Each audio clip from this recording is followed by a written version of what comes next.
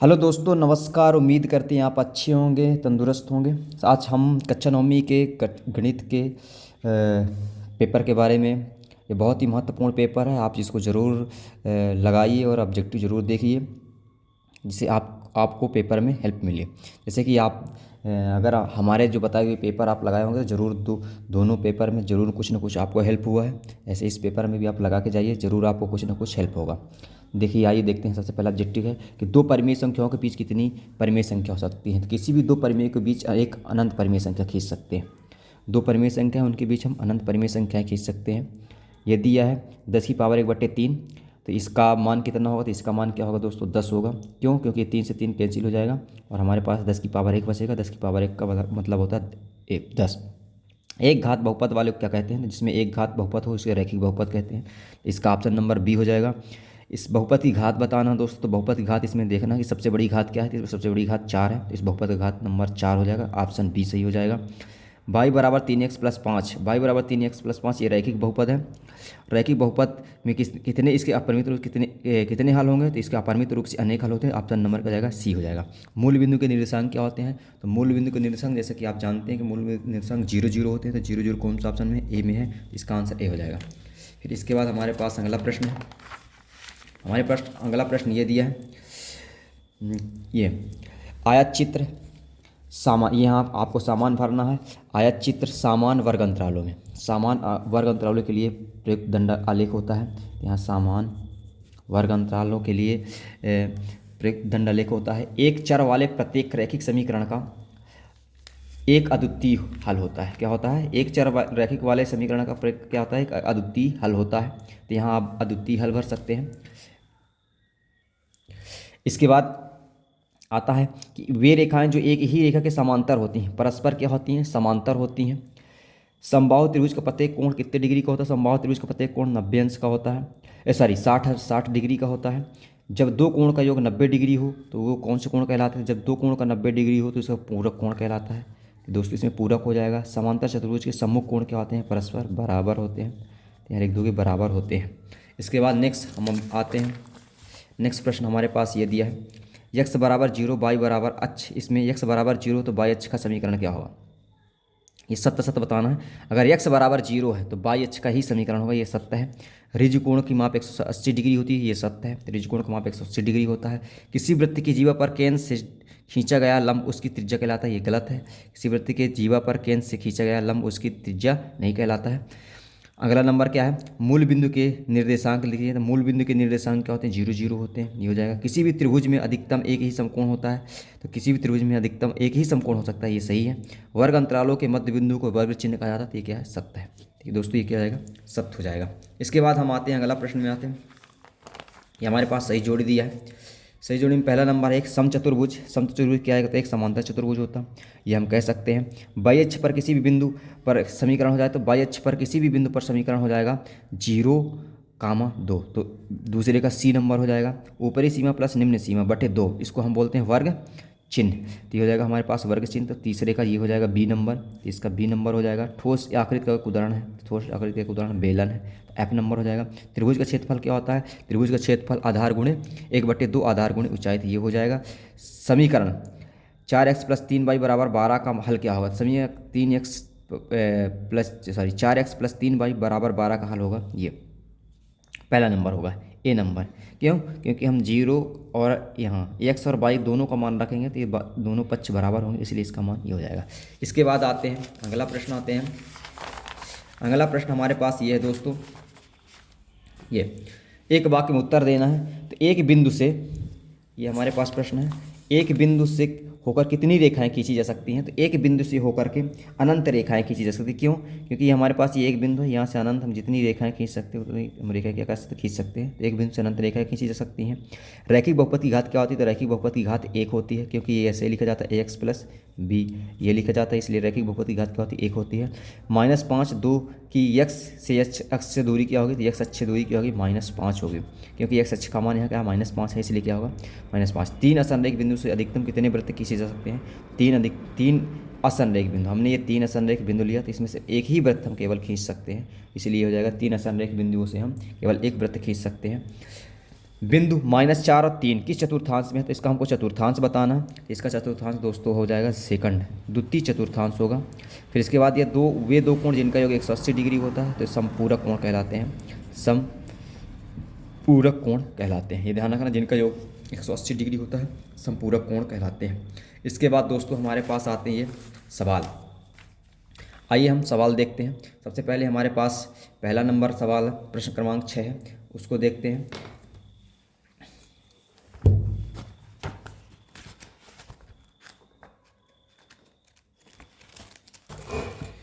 आइए देखते हैं। सबसे पहले हम सवाल लिखते हैं, फिर इसके बाद आपको मैं हल करके दिखाता हूँ। जैसे हमारे पास दिया है 3 एवं, यह प्रश्न है 3 एवं 4 के बीच परिमेय संख्या ज्ञात करना है। 3 एवं 4 के बीच परिमेय संख्या ज्ञात करेंगे। कैसे ज्ञात करना है, आइए कितनी 4 ज्ञात करना, 4। 3 एवं 4 के बीच, ये हमारे पास प्रश्न है 3 एवं, पहले आपको मैं प्रश्न दिखा देता हूँ। 3 एवं 4 के बीच 4 परिमेय संख्या ज्ञात करनी। आइए हम इसको ज्ञात करते हैं कैसे। ये हमारे पास 3 है और 4 है, इनके बीच हम 4 परिमेय संख्या ज्ञात करते हैं। इसके बटे में आप 1 मान लीजिए, इसके बटे में 1 आप 1 मान लीजिए। जितनी परिमेय संख्या ज्ञात करना उससे एक ज़्यादा संख्या लीजिए। तो 4 ज्ञात करना है, 5 में दोनों, अतः यहाँ लिख देंगे दोनों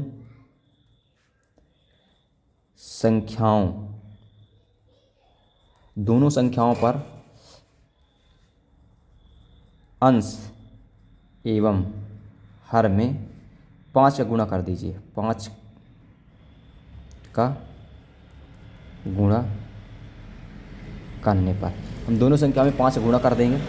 3/1 गुणे 5, इधर भी 5 गुणा कर दीजिए, एवं 4/1 5 गुणे, इधर भी हम 5 का गुणा कर देंगे। तो दोस्तों 3 बचे 15/5 एकम 5, एवं 5 चौको 20/5 एकम 5। अब इसके बीच परिमेय संख्या निकालनी है दोस्तों। कुछ नहीं करना है आपको।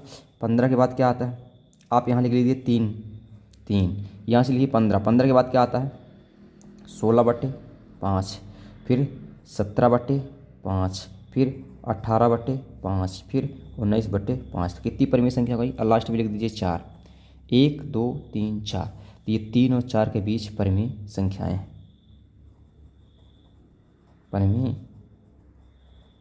और यही आपका क्या है, आंसर है। दोस्तों उम्मीद करते हैं कि आप कोई भी परिमेय संख्या किसी के बीच में निकालने के लिए ऐसे आप निकाल सकते हैं। करना क्या है आपको कि बस एक संख्या क्या करना है, जितने निकालना उससे ऊपर नीचे दोनों में एक ज़्यादा क्या कर देना, गुणा कर देना, और आपको कुछ नहीं करना। इसके बाद आइए दूसरा प्रश्न हम देखते हैं। दूसरा प्रश्न हमारे पास ये बहुत ही ईजी प्रश्न है। ये 1/2 अंडर रूट, इसका परिमेयीकरण करना। तो इसको हम लिख लेते हैं पहले। दूसरा प्रश्न है हमारे पास 1/√2 का परिमेयीकरण है। तो इसको कैसे करना है आपको, 1/2 अंडर रूट 2 का परिमेयीकरण कुछ नहीं कीजिए, आप दोनों अंडर रूट 2 का परिमेयीकरण करने पर, क्या करने पर, परिमेयीकरण करने पर, इसका परिमेयीकरण करेंगे। जैसे ही हम परिमेयीकरण करते हैं तो ऊपर नीचे इसको 2 बार गुणा कर देते हैं, ये आ जाएगा। अब इसका गुणा कर देते हैं, 2 का अंडर रूट में करेंगे तो अंडर रूट 2 आएगा, और 2 से ये दोनों सेम संख्या है तो अंडर रूट से अंडर रूट क्या हो जाता है, कैंसिल हो जाता है। तो हमारे पास 2 आंसर बचेगा, और ये क्या आ जाएगा, आंसर आ जाएगा दोस्तों। इसके बाद हम अगला प्रश्न देखते हैं। अगला प्रश्न हमारे पास ये है, इसको हमको सरल, प्रश्न क्रमांक 7, इसको हमको सरल करना है। कैसे सरल करना है आइए हम देखते हैं। सबसे पहले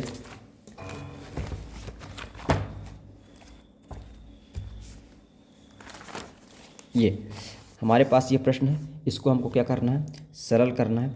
कैसे देखते हैं, देखिए हमारे पास दिया है प्रश्न, क्या दिया है हमारे पास, ये प्रश्न दिया हुआ है, थोड़ा सा प्रश्न दिखाई दे। ये दिया है 7 की पावर 1/2 डॉट 8 की पावर 1/2, ये दिया हमारे पास। इसको हमको सॉल्व करना है। कैसे करना आइए देखते हैं।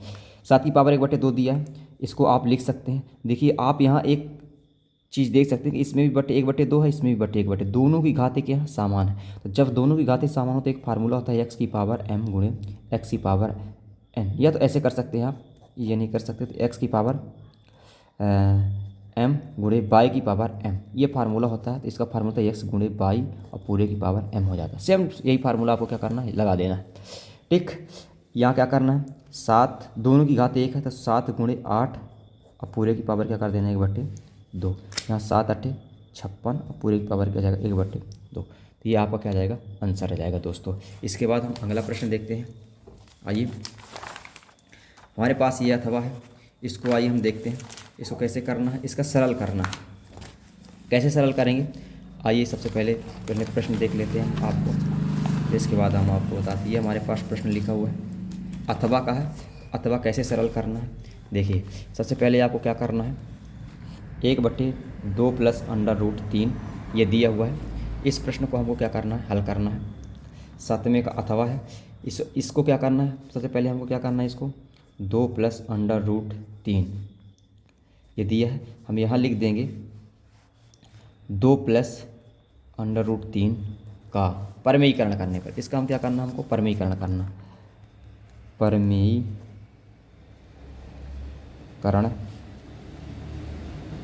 करने पर √2 प्लस √3 का क्या करने पर परमेयीकरण करने पर। परमेयीकरण करते समय आपको दोस्तों ध्यान रखना है 2 प्लस √3 गुणे चिन्ह बदल देना। अगर यहाँ चिन्ह है तो हम क्या कर देंगे, यहाँ क्या लगा देंगे, माइनस लगाएंगे। √3/2 माइनस √3, कुछ नहीं करना आपको, बस चिन्ह बदल देना है और सेम संख्या का ऊपर नीचे क्या कर देना, गुणा कर देना है।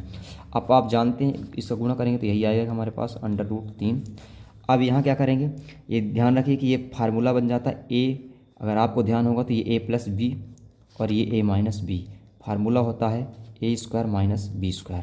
दोस्तों ये a² का मतलब है 2 का स्क्वायर करेंगे तो 2 दूनी 4, और ये अंडर रूट है। अंडर रूट कभी भी आपके पास अगर ऐसा लिखा हो, ये √3 का स्क्वायर, तो ये अंडर रूट कट जाता है, केवल आपके पास 3 बचता है। सेम कंडीशन हमारे पास भी यही होने वाली है। तो ये अंडर रूट से अंडर रूट कैंसिल, हमारे पास 3 बचेगा, इसको हम घटा देंगे तो यह आ जाएगा 2 √3, 4 में 3 घटाएंगे तो हमारे पास बचेगा 1। यही आपका क्या जाएगा आंसर आ जाएगा। इसके बाद दोस्तों हमारे पास प्रश्न क्रमांक कौन सा है, 8 है। इसको हम कैसे हल करेंगे, आइए देखते हैं। हमारे पास अगला प्रश्न कैसे हल करते हैं। देखिए, ये हमारे पास प्रश्न लिखा हुआ है, पहले हम लिख लेते हैं y² - 5y + 6। इसका हमको दोस्तों गुणनखंड निकालना है। गुणनखंड कैसे निकालते हैं, पहले वाले का लास्ट वाले में क्या कर दीजिए, आप गुणा कर दीजिए तो यह आ जाएगा हमारे पास 6y²। 6y का हम अभाज्य गुणनखंड निकालेंगे, 2 तिहाई 6 और ये हो जाएगा 3 एकम 3।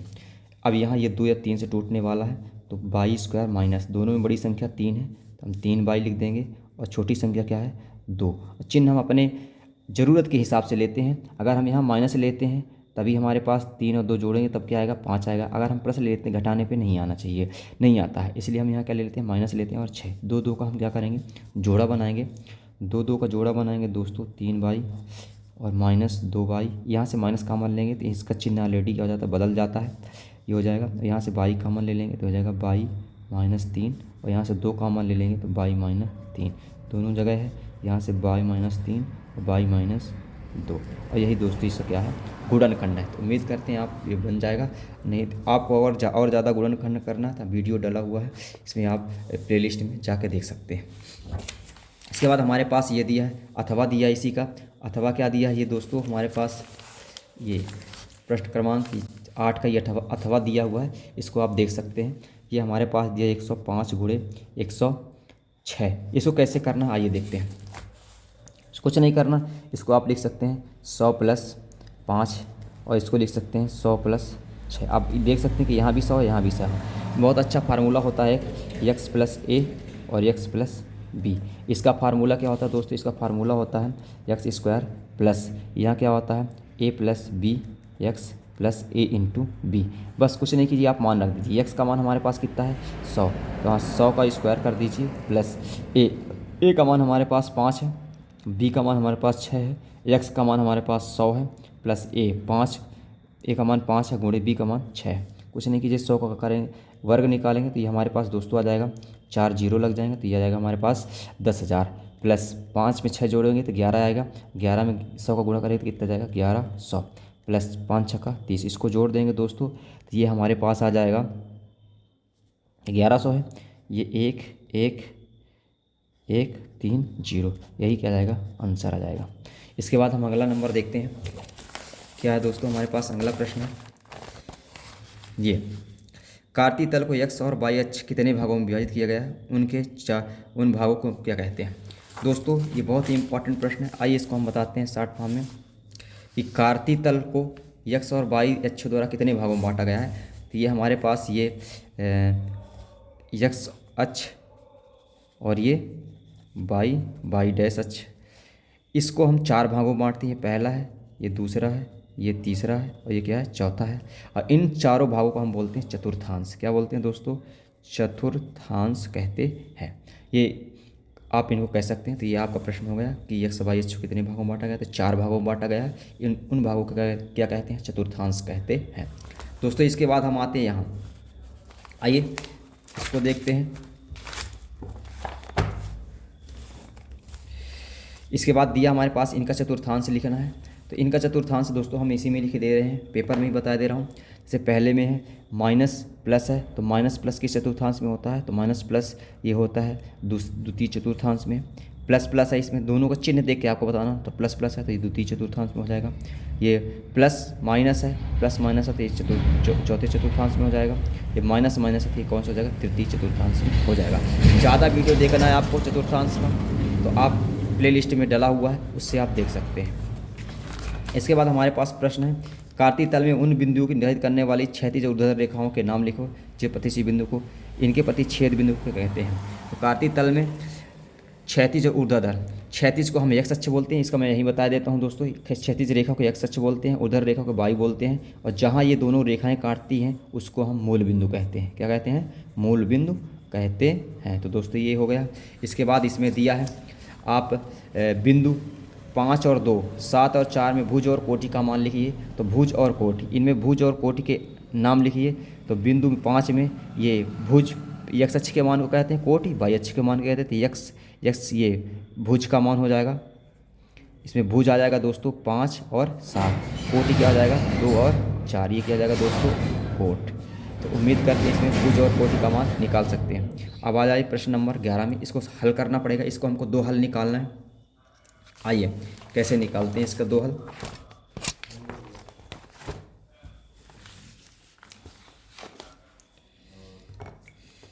देखिए हमारे पास क्या दिया है, 2x प्लस वाई बराबर 7 दिया है। इसको हमको हल करना है। कैसे हल करना है, आइए सबसे पहले देखते हैं इसके हल निकालने हैं। तो हम अपने से x बराबर क्या लेने पर 0 ले लेंगे। जहाँ x बराबर 0 लेने पर यहाँ मान रखेंगे तो ये 0 हो जाएगा, प्लस वाई बराबर 7। तो दोस्तों यहाँ से वाई बराबर कितना आ जाएगा, 7 आ जाएगा।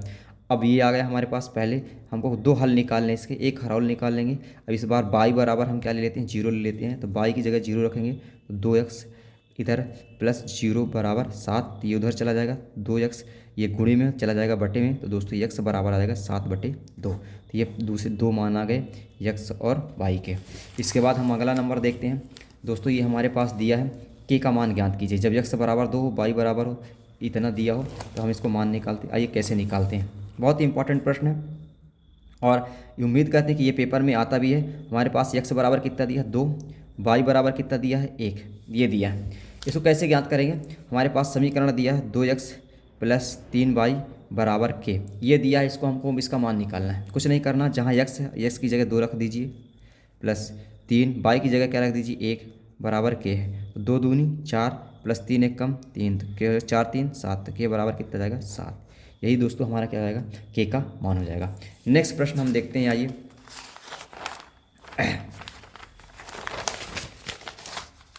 ये समीकरण 4x प्लस 3y की कोई 2 हल ज्ञात कीजिए। सेम टू सेम उसी तरह से है। समीकरण 4 और x के हमको क्या ज्ञात करना है, 2 हल ज्ञात करना है। कैसे ज्ञात करेंगे, आइए। सबसे पहले हमारे पास दिया है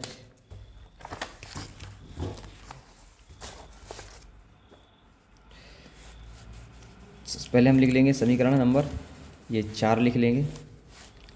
क्या दिया हमारे पास, 4x प्लस ये समीकरण दिया हुआ, ये हमारे पास ये समीकरण है 4x प्लस 3y बराबर 12। इसके हमको 2 हल निकालना है। कुछ नहीं कीजिए, आप पहले x बराबर क्या ले लीजिए 0। तो x बराबर 0 लेंगे तो यहाँ जाएगा 4 0 प्लस 3y बराबर 12, तो ये हो जाएगा 0, और बचेगा 3y बराबर 12। 3 एक कम 3, 3 चौको 12, y बराबर 4 आ जाएगा। तो ये पहला मान आ गया दोस्तों। इसी तरह से हमको कितने मान निकालने हैं, उसके 2 मान निकालने हैं। दूसरा मान निकालेंगे। दूसरा है हमारे पास y बराबर, इस बार हम क्या लेते हैं 0 लेते हैं। तो 4x 3 बाई की जगह हमने 0 रख दिया बराबर 12, तो ये 3 0 हो जाएगा। 4 इधर प्लस है तो हमारे पास बचेगा 4x बराबर 12, तो 4 1 कम 4, 4 3 12, तो x बराबर कितना आ गया दोस्तों हमारे पास 3। तो ये दोस्तों आ गया हमारे पास। जब y बराबर 0 लेते हैं तो x बराबर 4, x बराबर 0 लेते हैं तो y बराबर कितना आता है 4 आता है। तो उम्मीद करते हैं ये आपसे समीकरण के 2 हल निकालते बन जाएगा। इसके बाद हम लेते हैं बिंदु -1 और 3 से होकर जाने वाले किन्हीं दो रेखाओं के समीकरण लिखिए। किन्हीं दो रेखाओं के क्या लिखना है समीकरण। इन बिंदु से होकर जाने वाले किन्हीं दो रेखाओं के समीकरण लिखिए। तो इसको सब कैसे करते हैं आइए देखते हैं। हमारे पास क्या दिया है आइए देखते हैं। सबसे पहले हमारे पास दिया है कि -1 और -3 से होकर जाने वाले समीकरण दो रेखाओं के बीच समीकरण आते हैं। तो ऐसा मान निकालना है हमको कि दोनों तरफ ये संतुष्ट कर दें। अब कुछ भी लिख दीजिए आप। यहाँ हमारे पास क्या दिया है, सबसे पहले आप देखेंगे कि यहाँ हमारे पास x माइनस ये 1 दिया और 3 दिया है। इससे होकर जाने वाले समीकरण को हमको क्या करना है मान निकालना है। सबसे पहले हमारे पास समीकरण है, हम लिख सकते हैं पहला समीकरण हमारे पास है x प्लस बाई बराबर 2। कैसे हमने निकाल लिया, या आप x की जगह x का मान रखिए, y की जगह y का मान रखिए, तो आप देखेंगे बराबर 2 आता है। जैसे कि आप यहाँ 1 रखिए -1 और यहाँ 3 रखिए, तो जैसे हमने यहाँ रख दिया -1 प्लस 3, 3 में 1 घटाई कितना आता है दोस्तों 2। तो ये हमारा समीकरण सही है। इसके बाद दूसरा मैं समीकरण बनाता हूँ। दूसरा समीकरण आप लिख सकते हैं 2x प्लस बाई बराबर, यहाँ आप लिख सकते हैं, यहाँ देखिए क्या कर सकते हैं आप। जैसे यहाँ आप रख दी 1 का मान रखिए, तो 1 का मान रखेंगे 2 1 कम 2, और 3 का मान रखेंगे तो 2 में 3 घटाएंगे तो 1 आएगा हमारे पास। तो यहाँ हम लिख सकते हैं 1। ये हमारे पास 2 रैखिक समीकरण है, तो इसका ये 2 हल थे।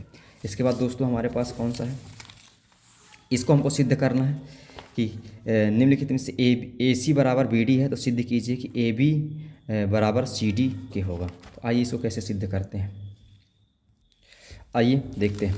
ये हमारे पास ये चित्र बना हुआ है, इस चित्र को हम बना लेते हैं। जैसे ही बना हुआ वैसे ही हम क्या कर लेते हैं बना लेते हैं। तो एक लाइन खींचते हैं। ये हमारे पास ए बी सी डी दिया है, तो हम लिख देते हैं ए बी सी, और ये हमारे पास दिया डी, ये हम लिख देते हैं। इसको कैसे करना, आइए हमको सिद्ध क्या करना है, सिद्ध करना पहले लिख लेते हैं। सिद्ध करना, सिद्ध हमको क्या करना दोस्तों, ए बी बराबर सी डी के, मतलब ए बी बराबर सी डी के हमको ये सिद्ध करना है। ए बी बराबर सी डी के ये हमको सिद्ध करना है। दिया हमारे पास, दिया क्या है दोस्तों हमारे पास ए सी बराबर बी डी, ए सी बराबर बी डी ये हमारे पास दिया है। ए सी बराबर बी डी ये हमारे पास दोस्तों क्या किया है दिया हुआ है। आइए देखते हैं। देखिए ए सी बराबर बी डी दिया है। ए सी कहाँ से कहाँ तक है दोस्तों, यहाँ से यहाँ तक। तो ए सी को हम लिख सकते हैं A B plus B C बराबर बी डी को हम लिख सकते हैं बी डी यहाँ से यहाँ तक है, तो B C plus C D ये लिख सकते हैं। अब इसको पक्षांतर कर दीजिए, A B plus B C, ये प्लस में इधर ले आ जाएगा, किस में आ जाएगा माइनस में आ जाएगा। बदर इधर इधर कितना बचेगा सी डी, ये दोनों घट जाएंगे 0 हो जाएगा। तो ए बी बराबर सी डी, और यही हमको क्या करना था सिद्ध करना था। ये क्या हो गया दोस्तों सिद्ध हो गया। इसके बाद दूसरा प्रश्न देखते हैं। हमारे पास क्या दिया है, दूसरा प्रश्न दिया है कि दो बिंदु ए और बी के बीच सी स्थित है, तो ए सी बराबर बी सी हो तो सिद्ध कीजिए कि ए सी बराबर 1/2 ए बी पी आकृत खींचकर स्पष्ट करना। हमको इसको आकृत खींच करके क्या करना स्पष्ट करना है। आइए तो देखते हैं कैसे करना है इसको। आइए सबसे पहले क्या करते हैं, एक हम रेखा खींचते हैं जो हम जैसे दिया था। ये मैंने एक रेखा खींच दिया। इसके बाद वो रेखा में क्या हमको प्रश्न कह रहा था कि ए और बी के बीच दो, एक ही हम ले लेते ए और दूसरा ले लेते बी, इसके बीच बिंदु में क्या है सी है। ये हो गया। अब इसको हमको क्या करना, सिद्ध क्या करना है हमको। ऐसी स्थिति में दिया है हमारे पास क्या दिया था, ए सी बराबर होगा सी बी या बी सी के, ये हमारे पास दिया था। और हमको सिद्ध क्या करना है, ए सी बराबर सिद्ध करना 1/2 ए बी के, ये हमको सिद्ध करना। आइए आपको कुछ नहीं करना, आपको क्या दिया है ए सी बराबर बी सी ये दिया है। आप दोनों साइड ए सी जोड़ दीजिए, दोनों पक्ष में ए सी प्लस ए सी जोड़ने पर इधर बी सी प्लस ए सी यहाँ जोड़ दीजिए। अब आप देखिए कि ए सी कितने हो जाएगा, 2 ए सी हो जाएगा। अब यहाँ देखिए बी सी प्लस ए सी, बी सी प्लस ए सी ये किसके बराबर है दोस्तों, तो यहाँ लिख देंगे हम किसके बराबर है, ए बी के बराबर है। ये 2 गुणे में है, कहाँ चला जाएगा बट्टे में, तो ए सी बराबर क्या हो जाएगा 1/2 ए बी। और यही हमको क्या करना था दोस्तों सिद्ध करना था, ए सी बराबर 2/2 ए बी। तो ये क्या हो गया दोस्तों सिद्ध हो गया। तो उम्मीद करते हैं ये आपसे प्रमेय बन जाएगी। आइए इसके बाद देखते हैं अगला प्रश्न। अगला प्रश्न क्या कहता है, ऋजुकोण को परिभाषित कीजिए। ऋजुकोण को कैसे परिभाषित करना, आइए देखते हैं। हमारे पास है ये, ऐसा कोण जिसका मान 180 डिग्री हो क्या कहलाता है, ऋजुकोण। ऐसे कोण जिनके मान 180 डिग्री हो क्या कहलाता है, ऋजुकोण कहलाता है। तो ऋजुकोण की परिभाषा कि ऐसे कोण जिसका मान 180 डिग्री हो उसे हम क्या कहते हैं, ऋजुकोण कहते हैं। इसके बाद दूसरा प्रश्न है, आइए हम देखते हैं। अगला प्रश्न हमारे पास क्या है, ये दिया हुआ है, इसको हमको क्या करना है दोस्तों, सिद्ध करना है कि x प्लस वाई बराबर वाई प्लस जेड बराबर क्या होता है। दोनों को हमको क्या करना है, सिद्ध करना है। आइए देखते हैं। सबसे पहले हम देखेंगे कि इसमें आपको क्या करना है। हमारे पास दिया x प्लस वाई बराबर है w प्लस जेड के बराबर है। मतलब ये दोनों आपस में क्या है, बराबर है।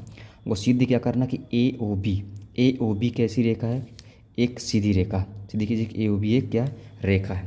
तो रेखा है तो इसमें कितने डिग्री कोण बनना चाहिए, 180 डिग्री का कोण बनना चाहिए। अगर 180 डिग्री का कोण बनता तो ये रेखा है, अगर नहीं बनता तो ये रेखा नहीं। आइए हम इसको प्रूव करते हैं कैसे। सबसे पहले हमारे पास ये सवाल दिया हुआ है। सबसे पहले हमारे पास जो दिया वो लिख लेते हैं। दिया क्या हमारे पास, x प्लस वाई बराबर w प्लस जेड, ये हमारे पास दिया हुआ है। इसके बाद हमको सिद्ध क्या करना है, सिद्ध करना है कि ये एक रेखा है।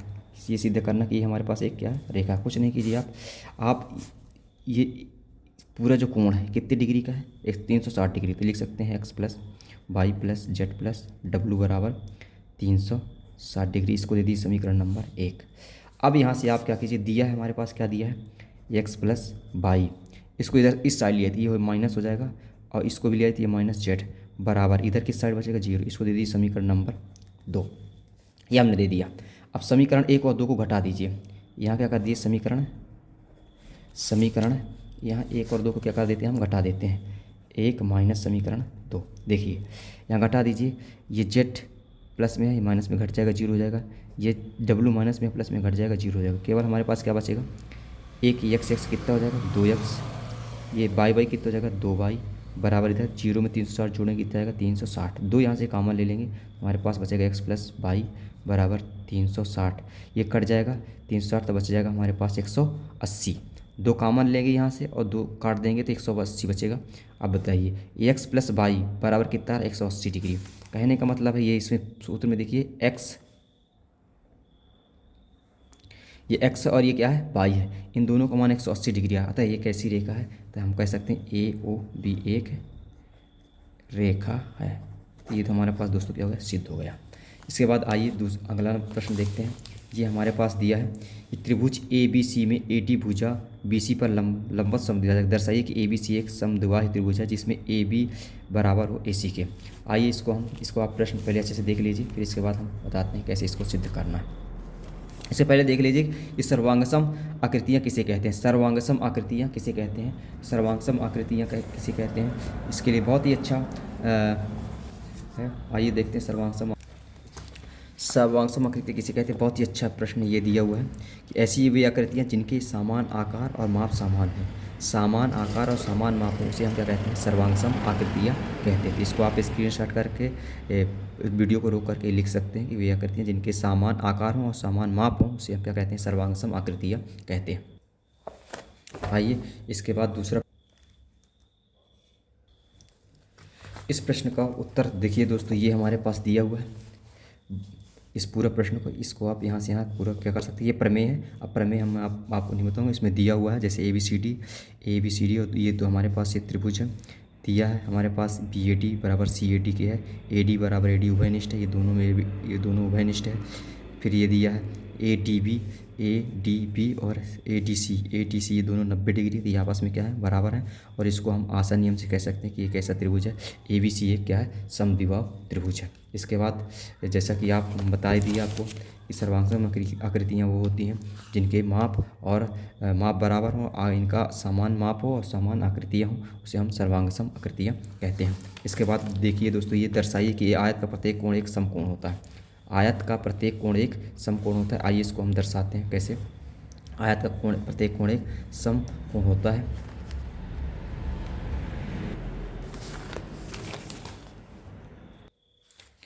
ये हमारे पास ये प्रमेय है। आयत का प्रत्येक कोण क्या होता है? एक समकोण होता है। तो ये आप देख सकते हैं, ये हमारे पास दिया हुआ है। इसको आप स्क्रीनशॉट मारिए और इसी तरह से आप लिख के सिद्ध कर सकते हैं कि आयत का प्रत्येक कोण क्या होता है? समकोण होता है। इसमें बताने के लिए कोई ऐसी चीज़ नहीं है, सब लिखा हुआ है, आप इसको सिद्ध कर सकते हैं। इसके बाद अगला प्रश्न है हमारे पास, समांतर चतुर्भुज को परिभाषित कीजिए और समांतर चतुर्भुज किसे कहते हैं? तो इसको हम आज देखते हैं, समांतर चतुर्भुज किसे कहते हैं। आइए देखते हैं। वो त्रिभुज, वह चतुर्भुज जिसके आमने सामने की भुजाएं क्या हों? बराबर हों। आमने सामने की भुजाएं क्या हों? बराबर हों और समांतर हों, उसे हम क्या कहते हैं? समांतर चतुर्भुज कहते हैं। फिर से मैं बता देता हूँ कि ऐसा चतुर्भुज जिसकी आमने सामने की भुजाएं समांतर हों और बराबर हों, उसे हम क्या कहते हैं? समांतर चतुर्भुज कहते हैं। इसके बाद हमारे पास अगला प्रश्न है, ये मैंने बता ही दिया। इसके बाद हमारे पास आता है ये प्रश्न, बहुत ही इंपॉर्टेंट है। 14 सेंटीमीटर व्यास वाले गोले का पृष्ठीय क्षेत्रफल ज्ञात कीजिए। 14 सेंटीमीटर व्यास वाले गोले का पृष्ठीय क्षेत्रफल कैसे ज्ञात करना, आइए देखते हैं। सबसे पहले हमारे पास व्यास दिया है,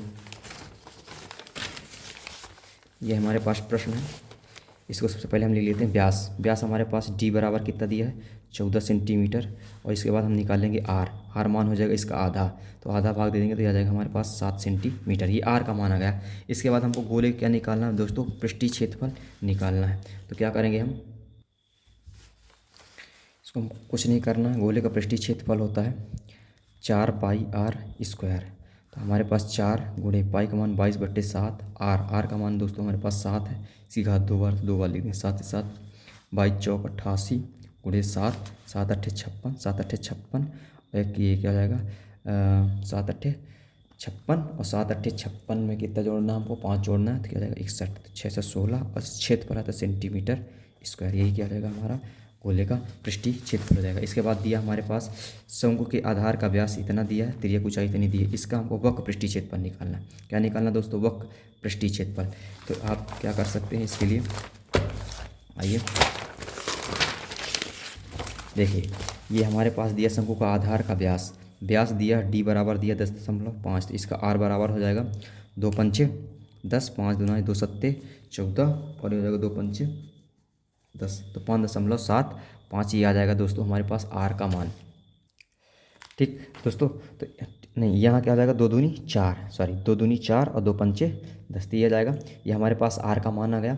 अब यहाँ हम क्या देखते हैं, हमारे पास क्या वक्र पृष्ठीय ऊंचाई दी है, तिर्यक एच का मान दिया है हमारे पास दोस्तों, कितना दिया है? ऊंचाई 10 सेंटीमीटर दी है। अब हमको वक्र का पृष्ठीय क्षेत्रफल क्या होता है? पाई आर एल होता है। पाई का मान, आर का मान दिया, एल का मान नहीं दिया, तो एल का मान हम यहाँ से निकालेंगे। एल का मान दोस्तों हमारे पास होता है, एल बराबर होता है हमारे पास अंडर रूट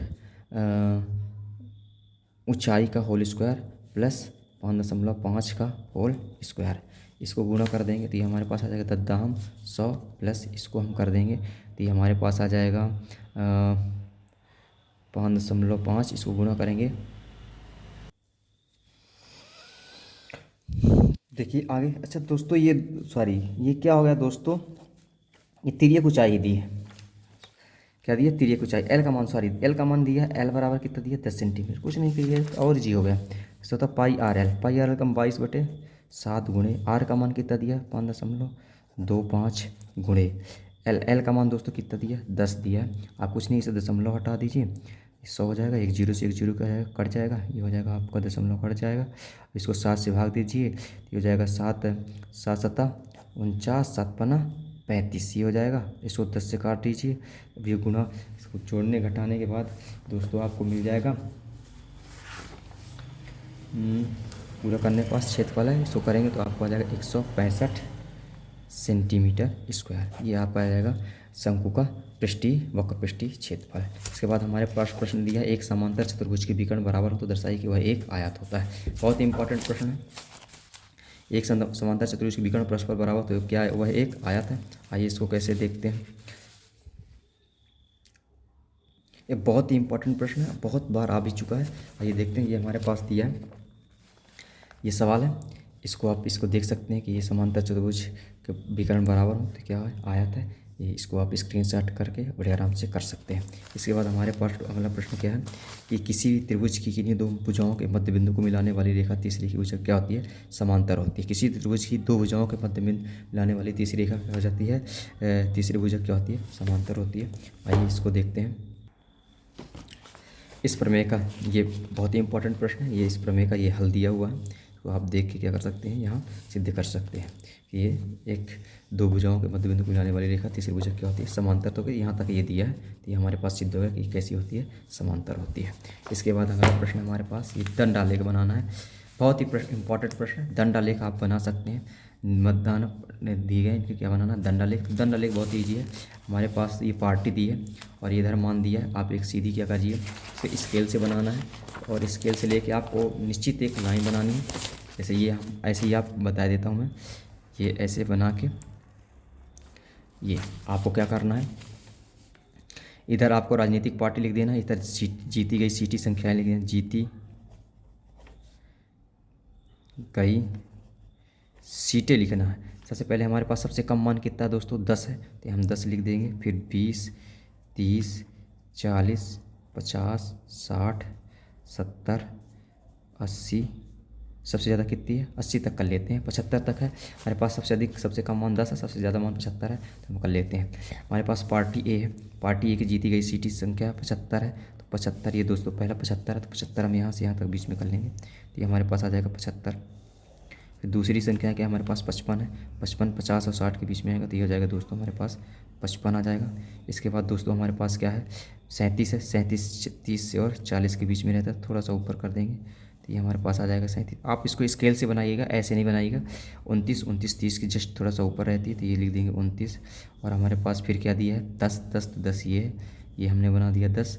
और फिर लास्ट में क्या हमारे पास? 37। तो 37 कहाँ रहती है? 30 से थोड़ा सा ऊपर, और ये 29 से थोड़ा क्या कर देंगे, तो 37 40 से थोड़ा सा कम, और ये इतना कर देंगे दोस्तों। ये हमारे पास ये 37 दिया था दूसरा नंबर का, तो ये हम यहाँ और बढ़ा लेंगे और ये हम कर देंगे, ये हमारे पास आ जाएगा 37। अब इस पार्टियों के नाम लिख देंगे, पहले में ए, दूसरे में बी, तीसरे में सी, डी, ई, एफ। ये दोस्तों बन गया दंडालेख। इसके बाद आयत है। आयत आलेख भी हमको ऐसे ही बनाना है। इसके बीच का अंतर समान है, 40 से 50, 50 से 60, 60 से 70, 70 से 80, 90, 80 से 90, 90 से 100 टोटल ये दिया। बहुत ही इंपॉर्टेंट है, इसमें ज़्यादा नहीं करना। सेम टू सेम ऐसे ही क्या बनाना है ना, आयत। आयत कैसे बनाते हैं? दो जोड़ के बनाते हैं, इसको आप बना सकते हैं। इधर पे इतने जो भी सवाल दिए गए हैं दोस्तों, इनको बड़े आराम से आप कर सकते हैं। ये आप प्रश्न देख लीजिए कैसे हैं, ये प्रश्न है ये, और लास्ट में ये प्रश्न दिया हुआ है, इसको आप देख सकते हैं, इनके सलूशन और निकाल सकते हैं। धन्यवाद। वीडियो को ज़्यादा से ज़्यादा लाइक कीजिए और शेयर कीजिए, ताकि आपके दोस्तों को ये पेपर मिल सके और परीक्षा में उनकी हेल्प हो सके।